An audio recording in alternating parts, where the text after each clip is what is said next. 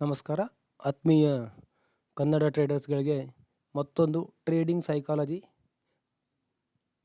ವಿಚಾರದ ಕುರಿತು ಮತ್ತೊಂದು ವಿಡಿಯೋನ ಅಪ್ಡೇಟ್ ಮಾಡ್ತಾ ಇದ್ದೀವಿ. ನಮ್ಮ ಪ್ರಯತ್ನ ಅಂದರೆ ಒಳ್ಳೆಯ ಒಂದು ಪ್ರಾಫಿಟೇಬಲ್ ಟ್ರೇಡರ್ನ ಕ್ರಿಯೇಟ್ ಮಾಡೋದು ರಿಟೇಲ್ ಟ್ರೇಡರ್ಸ್. ಅದಕ್ಕಾಗಿ ನಮ್ಮ ಹತ್ರ ಒಂದು ಸೈಕಾಲಜಿ ರಿಲೇಟೆಡ್ ವಿಡಿಯೋ ಜೊತೆಯಲ್ಲಿ ಪರ್ಸ್ನಲ್ 1-to-1 ಕೋಚಿಂಗ್ ಸರ್ವಿಸ್ ಇದೆ. ಪರ್ಸ್ನಲ್ ಆಗಿ ಡಿಸ್ಕಸ್ ಮಾಡ್ತೀವಿ. ಯಾವುದೇ ರೆಕಾರ್ಡೆಡ್ ಕ್ಲಾಸ್ಗಳಲ್ಲ. ನಿಮ್ಮ ಯಾವುದೇ ಡೌಟ್ಗಳನ್ನು ಕೂಡ ನೀವು ಕೇಳ್ಬೋದು ಅಲ್ಲಿ. ಅದರ ಹೆಚ್ಚಿನ ಡೀಟೇಲ್ಸ್ ಬೇಕಿದ್ರೆ ಡಿಸ್ಕ್ರಿಪ್ಷನ್ ಬಾಕ್ಸಲ್ಲಿರುತ್ತೆ, ಹೋಗಿ ಚೆಕ್ ಮಾಡಿ. ಈಗ ಇವತ್ತಿನ ಟಾಪಿಕ್ನ ಶುರು ಮಾಡ್ತಾ ಇದ್ದೀವಿ. ಟ್ರೇಡಿಂಗ್ ಸೈಕಾಲಜಿ ರಿಲೇಟೆಡ್ ಮತ್ತೊಂದು ವಿಡಿಯೋ. ನಮಸ್ಕಾರ. ದ ಡೀಪ್ ಡೈವ್ಗೆ ಸ್ವಾಗತ. ಟ್ರೇಡಿಂಗ್ ಅಂದ ತಕ್ಷಣ ನಮ್ಮ ಮನಸ್ಸಿಗೆ ಬರೋದೇನು?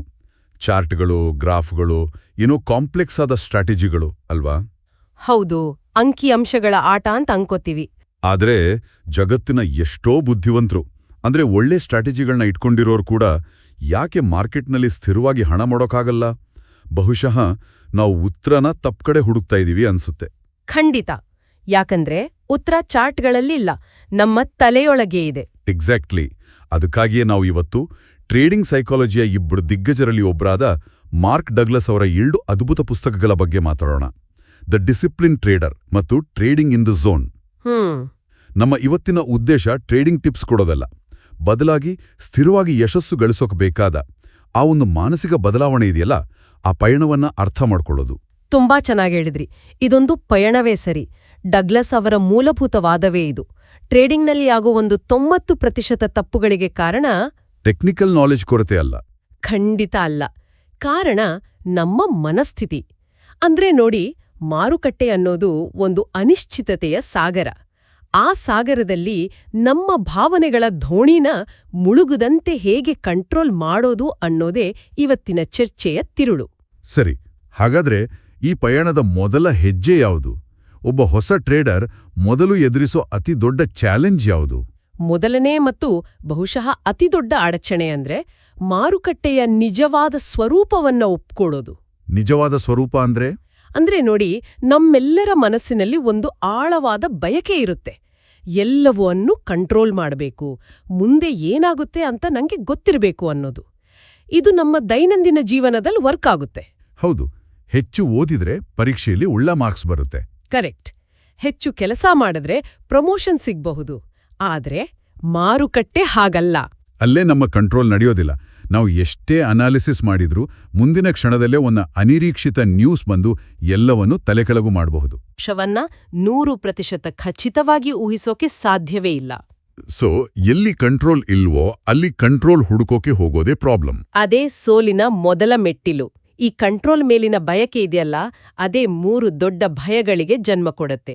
ತಪ್ಪು ಮಾಡೋ ಭಯ, ಹಣ ಕಳೆದುಕೊಳ್ಳೋ ಭಯ, ಮತ್ತು ಎಲ್ಲರಿಗೂ ಗೊತ್ತಿರೋ FOMO, fear of missing out. ಹೌದು.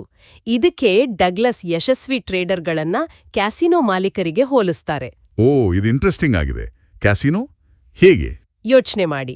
ಕ್ಯಾಸಿನೋಗೆ ರೂಲೆಟ್ ಚಕ್ರದ ಮುಂದಿನ ಸ್ಪಿನ್ನಲ್ಲಿ ಬಾಲ್ ಯಾವ ನಂಬರ್ ಮೇಲೆ ಬೀಳುತ್ತೆ ಅಂತ ಗೊತ್ತಿರುತ್ತಾ? ಇಲ್ಲ, ಖಂಡಿತ ಇಲ್ಲ. ಅದ್ರ ಬಗ್ಗೆ ಅವ್ರ ತಲೆ ಕೆಡಿಸ್ಕೊಳ್ಳಲ್ಲ. ಯಾಕೆ? ಯಾಕಂದ್ರೆ ಅವ್ರಿಗೆ ಗೊತ್ತು, ಒಂದು ಸ್ಪಿನ್ನಿನ ರಿಸಲ್ಟ್ ಏನೇ ಇರಲಿ, 1,000, 10,000 ಸ್ಪಿನ್ಗಳ ನಂತರ ಅವರ ಗಣಿತದ ಅನುಕೂಲತೆ ಅಂದ್ರೆ ಸ್ಟ್ಯಾಟಿಸ್ಟಿಕಲ್ ಎಡ್ಜ್ ಅವ್ರಿಗೆ ಲಾಭ ತಂದು ಕೊಡುತ್ತೆ ಅಂತ. ಓಕೆ, ಅಂದ್ರೆ ದೊಡ್ಡ ಚಿತ್ರಣದ ಮೇಲೆ ಫೋಕಸ್ ಮಾಡೋದು. ಎಕ್ಸಾಕ್ಟ್ಲಿ.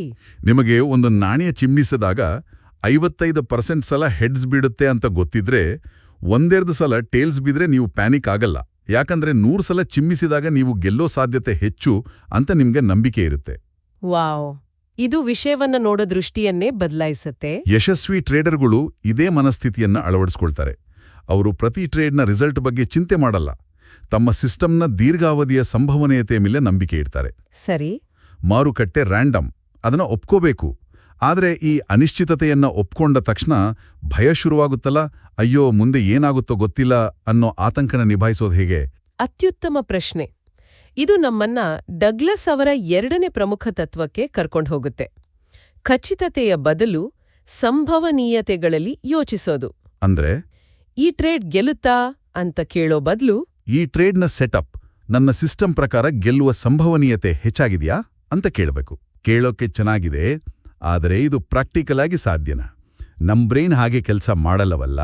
ನಮಗೆ ಖಚಿತ ಉತ್ತರ ಬೇಕು, ನಾವು ಸರಿ ಇರಬೇಕು ಅಂತ ಹಠ ಇರುತ್ತೆ. ಅದರಲ್ಲೂ ನಮ್ಮ ಸ್ವಂತ ಹಣ ಪಣಕ್ಕಿಟ್ಟಾಗ ಪ್ರತಿಯೊಂದು ನಷ್ಟವೂ ಪರ್ಸನಲ್ ಫೇಲ್ಯೂರ್ ಥರ ಕಾಣುತ್ತೆ. ಆ ಭಾವನಾತ್ಮಕ ಹೊಡೆತದಿಂದ ದೂರ ಇರೋದು ಹೇಗೆ? ನೀವು ಹೇಳಿದ್ದು 100% ಸರಿ. ಇದೇ ಅತಿದೊಡ್ಡ ಮಾನಸಿಕ ಯುದ್ಧ. ಇದಕ್ಕಾಗಿಯೇ ಡಗ್ಲಾಸ್ ಒಂದು ಅದ್ಭುತವಾದ ಪರಿಹಾರ ಕೊಡ್ತಾರೆ. ಅವರು ಹೇಳೋದು, ಟ್ರೇಡ್ ಎಂಟರ್ ಮಾಡುವ ಮೊದಲೇ ನಿಮ್ಮ ರಿಸ್ಕ್ ಅನ್ನು ಸಂಪೂರ್ಣವಾಗಿ ಒಪ್ಪುಕೊಳ್ಳಿ ಅಂತ. ಮೊದಲೇ ಒಪ್ಕೊಳ್ಳೋದಾ? ಹೌದು, 100% ಅಂದ್ರೆ ನೀವು ಎಷ್ಟು ಹಣ ಕಳೆದುಕೊಳ್ಳೋಕೆ ಸಿದ್ಧರಿದ್ದೀರಿ ಅಂತ ನಿಖರವಾಗಿ ನಿರ್ಧಾರಿಸಿ ಮತ್ತು ಆ ನಷ್ಟ ಈಗಾಗಲೇ ಆಗಿ ಹೋಗಿದೆ ಅಂತ ಮಾನಸಿಕವಾಗಿ ಒಪ್ಕೊಂಡ್ಬಿಡಿ. ಆ ಹಣ ನಿಮ್ಮ ಅಕೌಂಟ್ನಿಂದ ಹೋಗಿದೆ ಅಂತಾನೆ ಭಾವಿಸಿ. ಓ, ಇದು ಇಂಟ್ರೆಸ್ಟಿಂಗ್. ಅಂದ್ರೆ ಕೆಟ್ಟ ಫಲಿತಾಂಶವನ್ನು ಮೊದಲೇ ಸ್ವೀಕರಿಸ್ಬಿಡುವುದು. ಹೌದು. ಹೀಗೆ ಮಾಡ್ದಾಗ ಏನಾಗುತ್ತೆ ಅಂದ್ರೆ ಆ ಟ್ರೇಡ್ನ ಫಲಿತಾಂಶದಿಂದ ನಿಮ್ಮ ಭಾವನೆಗಳನ್ನ ನೀವು ಬೇರ್ಪಡಿಸ್ತೀರಿ. ಓಕೆ. ಆಗ ಒಂದು ನಷ್ಟ ನಿಮ್ಮನ್ನ ವೈಯಕ್ತಿಕವಾಗಿ ಘಾಸಿಗೊಳಿಸಲ್ಲ. ಅದು ಕೇವಲ ಒಂದು ಸಂಖ್ಯಾಶಾಸ್ತ್ರದೀಯ ಘಟನೆ, ವ್ಯಾಪಾರದ ಒಂದು ಭಾಗ. Cost of doing business. ಆಟ ಆಡೋಕೆ ಕಟ್ಟೋ ಫೀಸ್ ತರ. ಕರೆಕ್ಟ್. ಆ ಮನಸ್ಥಿತಿ ಬಂದಾಗ ನೀವು ಭಯವಿಲ್ಲದೆ, ಹಿಂಜರಿಕೆ ಇಲ್ಲದೆ ನಿಮ್ಮ ಸ್ಟ್ರಾಟಜಿನ ಕಾರ್ಯಗತಗೊಳಿಸಬಹುದು. ನಷ್ಟದ ಭಯವೇ ನಮ್ಮನ್ನ ತಪ್ಪು ನಿರ್ಧಾರಗಳನ್ನ ತಗೊಳ್ಳೋ ಹಾಗೆ ಮಾಡದು. ಸರಿ.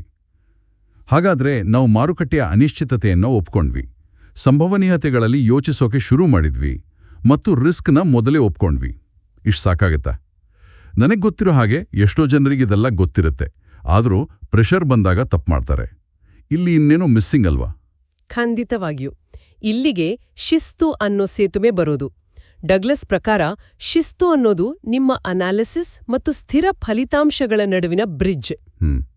ನಿಮ್ಮತ್ರ ಪ್ರಪಂಚದ ಬೆಸ್ಟ್ ಟ್ರೇಡಿಂಗ್ ಸಿಸ್ಟಮ್ ಇರಬಹುದು, ಆದರೆ ಅದನ್ನ ಪ್ರತಿ ಬಾರಿಯೂ ಒಂದೇ ರೀತಿ ಭಾವನೆಗಳಿಗೆ ಜಾಗ ಕೊಡದೇ ಫಾಲೋ ಮಾಡೋ ಶಿಸ್ತು ಇಲ್ಲದಿದ್ರೆ ಆ ಸಿಸ್ಟಮ್ ವೇಸ್ಟ್. ಇದು ನಿಜ.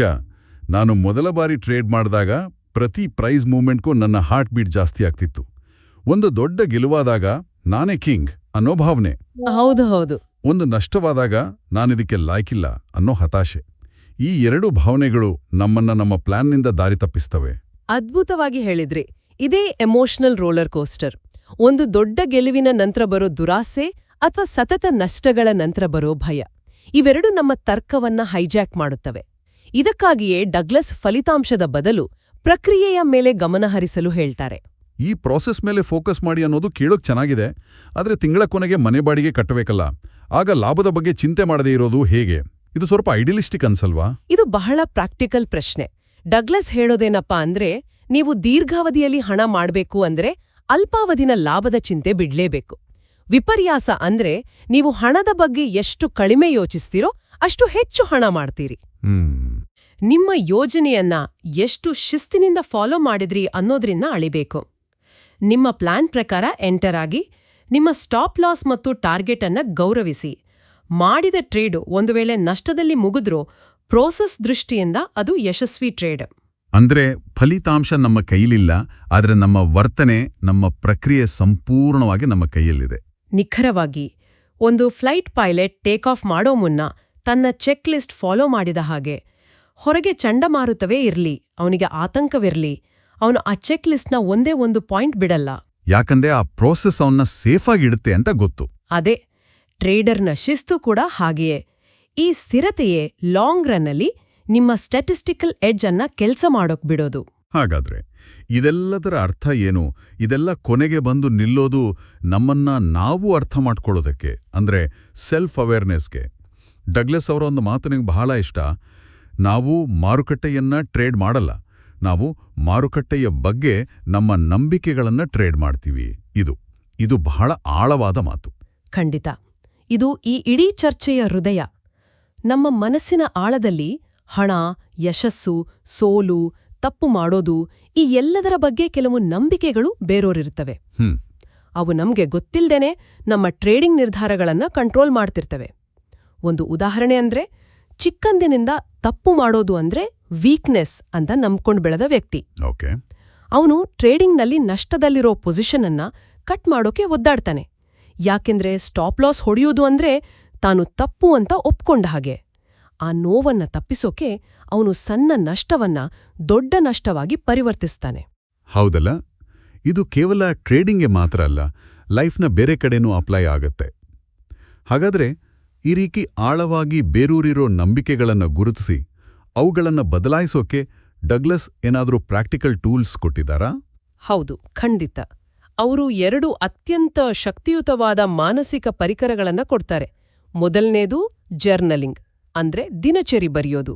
ಜರ್ನಲಿಂಗ್ ಅಂದ್ರೆ ಸುಮ್ನೆ ದಿನಚರಿ ಬರ್ದ ಹಾಗೆನಾ? ಇವತ್ತು ನನಗೆ ದುರಾಸೆ ಬಂತು ಅಂತ ಬರೆಯೋದಾ, ಅಥವಾ ಅದಕ್ಕಿಂತ ಹೆಚ್ಚೇನಾದ್ರೂ ಇದೆಯಾ? ಒಂದು ಉದಾಹರಣೆ ಕೊಡ್ಬೋದಾ? ಒಳ್ಳೆ ಪ್ರಶ್ನೆ. ಇದು ಕೇವಲ ಟ್ರೇಡ್ನ ಡೀಟೇಲ್ಸ್, ಎಂಟ್ರಿ, ಎಕ್ಸಿಟ್, ಲಾಭ ನಷ್ಟ ಬರೆಯೋದಲ್ಲ. ಅದಕ್ಕಿಂತ ಮುಖ್ಯವಾಗಿ ಆ ನಿರ್ಧಾರ ತಗೊಳ್ಳುವಾಗ ನಿಮ್ಮ ಭಾವನಾತ್ಮಕ ಸ್ಥಿತಿ ಹೇಗಿತ್ತು? ಓ, ಎಮೋಷನ್ಸ್ ಕೂಡ. ನಿಮ್ಮ ಮನಸ್ಸಿನಲ್ಲಿ ಯಾವ ಆಲೋಚನೆಗಳು ಓಡ್ತಾ ಇದ್ವು ಅಂತ ದಾಖಲಿಸೋದು. ಉದಾಹರಣೆಗೆ, ಇವತ್ತು ನಾನು ನನ್ನ ರೂಲ್ಸ್ ಬ್ರೇಕ್ ಮಾಡಿ ಟಾರ್ಗೆಟ್ ಬರೋ ಮೊದಲೇ ಟ್ರೇಡ್ನಿಂದ ಹೊರಬಂದೆ. ಯಾಕೆಂದ್ರೆ ಸಣ್ಣ ಲಾಭ ಕೈತಪ್ಪಿ ಹೋಗ್ಬಹುದು ಅನ್ನೋ ಭಯ ನನ್ನನ್ನ ಆವರಿಸಿತು. ಈ ಭಯ ಎಲ್ಲಿಂದ ಬಂತು? ಹೀಗೆ ನಿಮ್ಮನ್ನ ನೀವು ಪ್ರಶ್ನೆ ಮಾಡ್ಕೋತಾ ಹೋದಾಗ ನಿಮ್ಮ ವರ್ತನೆಯ ಹಿಂದಿನ ಹಾನಿಕಾರಕ ಪ್ಯಾಟರ್ನ್ಗಳು ಸ್ಪಷ್ಟವಾಗಿ ಕಾಣಿಸೋಕ್ ಶುರುವಾಗತ್ತೆ.